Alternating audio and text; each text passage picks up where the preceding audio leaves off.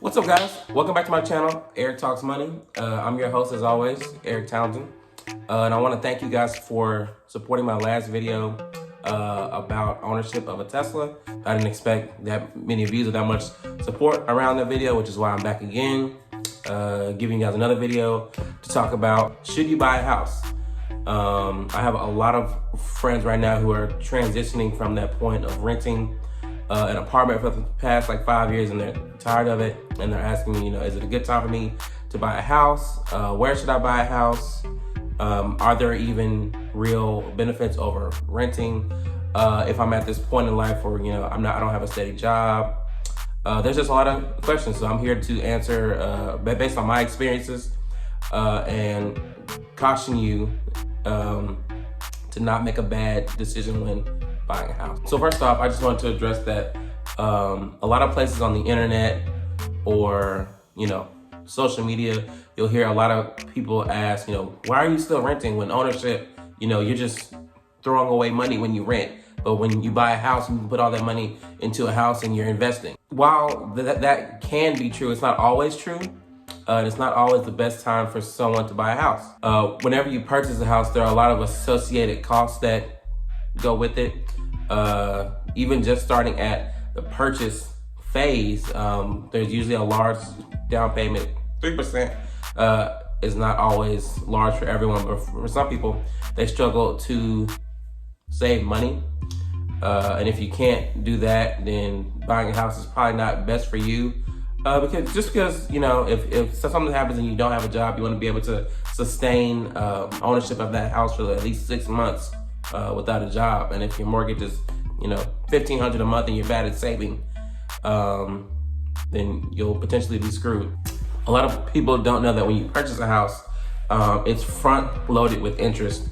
What that means is between the first year and probably year 7, the bulk of what you're paying is interest. And after year 7, it kind of flips to the principal being paid off faster than the interest is. Now, of course, whenever you rent, all that money is gone.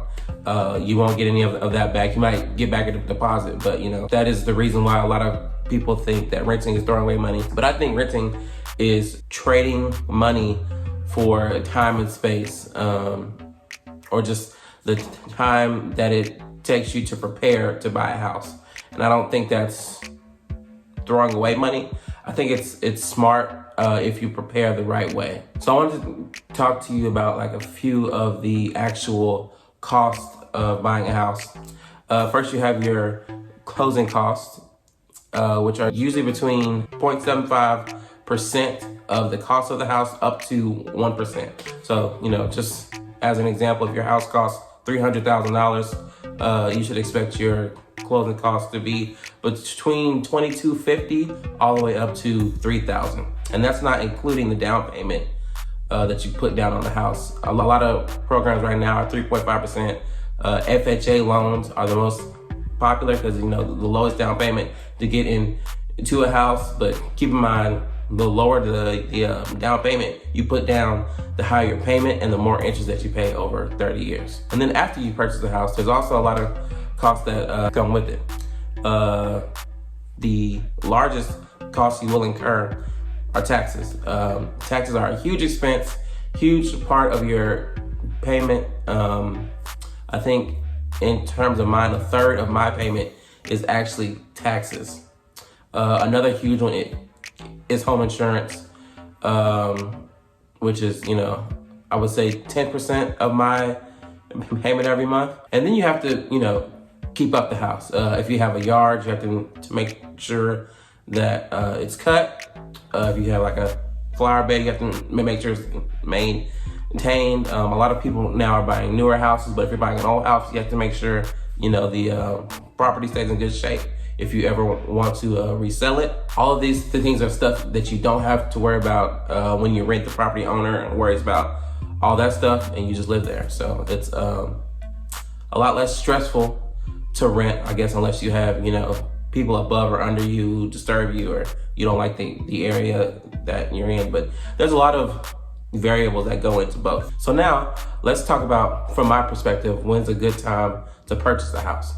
So if you've had a steady job for a while, that's sign A, you've been there, or you don't necessarily have to be at the same company, but you've been in the same role or position throughout, I guess, a bunch of companies over the past 2 or 3 years or more. Next, you should have decided on an area. You should extensively research areas before choosing a place to live. I don't know how many times people have been stuck in an area they thought was good, and then at night it gets bad, and there's nothing online about that. So canvass an area, talk to people who live there, check the schools. That's a huge one. Check the schools. Even if you don't plan on having kids, usually these school ratings or schools around are an indicator of how bad the area is. Another big one is you should plan on being at your house for at least 3 years if you want to avoid losing money. You will probably lose just as much money buying a house and moving before a 3-year period as you would renting an apartment for 3 years. The reason for that being is whenever you sell a house, you have to pay a commission of 6%. And if you put down only 3% on the house when you moved in, you're basically paying the agents more to move out than you did the loan company to move in. And then through those whole 3 years, like I described earlier, it's front loaded with interest. So you basically just paid interest that whole time, which is just like renting. Another thing that you want to check is that the appreciation of properties in the area has steadily gone up. It doesn't have to skyrocket. Most of the times you won't get rich off buying your own house, but you want to make sure things are steadily heading in the right direction. And there are a lot of apps and websites you can use to find this information. So it's not hard to find. And lastly, just make sure that you can afford the down payment. I spoke briefly on this earlier.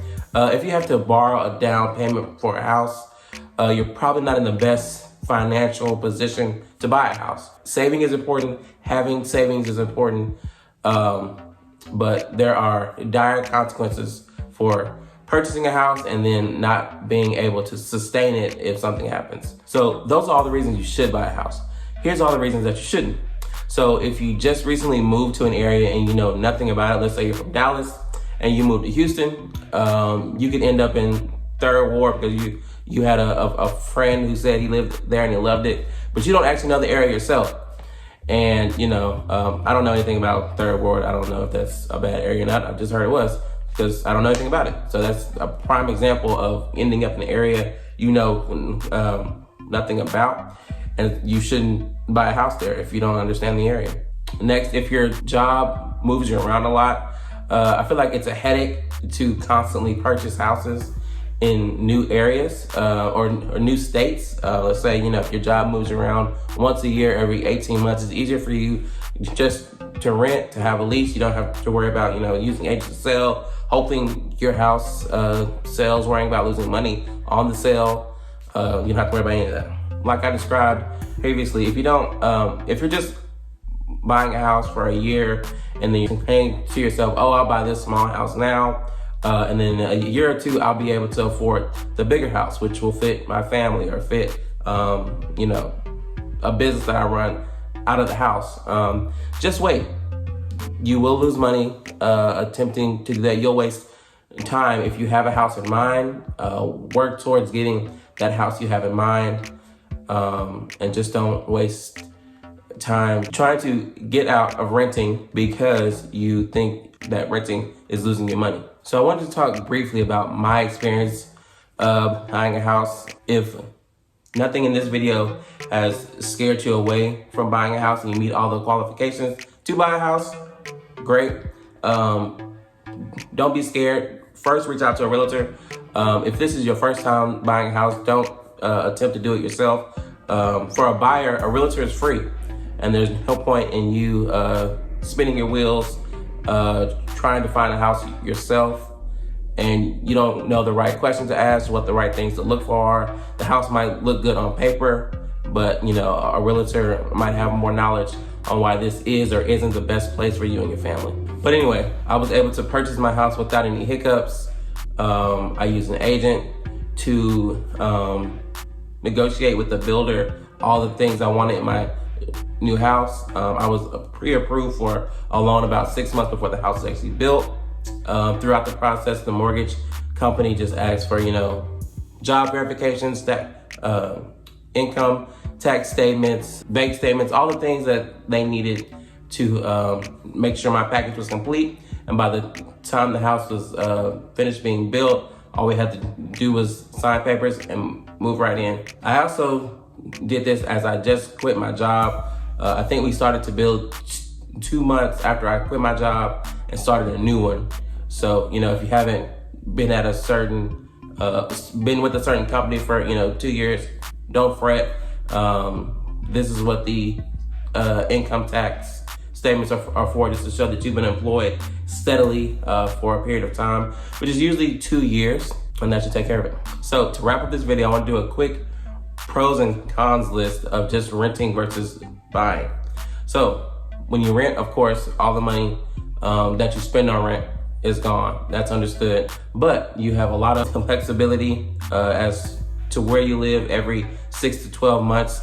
Depending on your lease, you don't have to worry about the maintenance on the property. You don't have to worry about property value, and everything is kind of handled for you. If you have issue with like a toilet or a sink, it's handled, and you don't have to worry about that. Another con with renting, of course, is that you have to follow the rules of the landlord. If they say you can't have over 2 dogs and you have 3, it won't work. If there's a noise limit, or they want to allow you to have parties at the house, you have to abide by it, or they have the right, to evict you. Most of the times when you rent, if you don't pay rent, they kick you out faster than like a house. A mortgage company will give you about 90 days to catch up on payments, but of course, the penalty is much worse if you default on a house versus being kicked out of an apartment. So as far as the pros of buying, it gives you stability, freedom to move and come and go as you please. You can change anything you want, change the layout of the house, add some paint. It's your space, you do what you want with it. And also, after you get to a certain point in your mortgage, you do start to build equity, which is great. It then becomes an investment.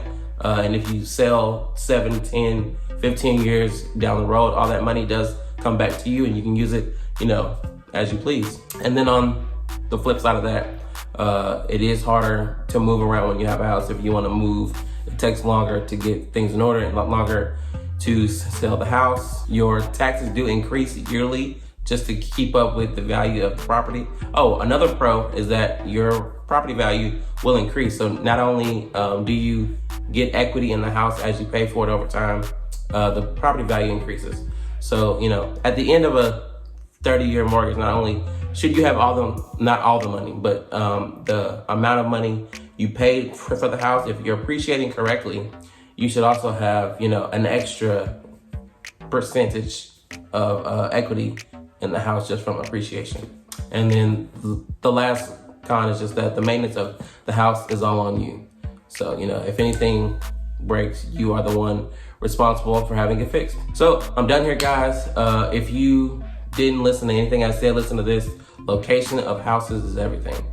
It can make or break whether your house is a good investment or a bad investment. So keep that in mind. Thank you guys for watching another episode of Eric Talks Money. I'll be back next week with something different. I'm not sure yet. Follow me on Instagram at Eric B. Townsend and on Twitter. And I usually post the topic of my next video in my picture. If you have any questions about this video, comment down below. Of course, subscribe. Help me make this video do better than my last one. If you know anybody who is interested in buying a house but they're not sure, that they can watch this video. You're always welcome to also ask me questions directly on Instagram and Twitter. I'll answer those, and I'll see you guys next time. Peace.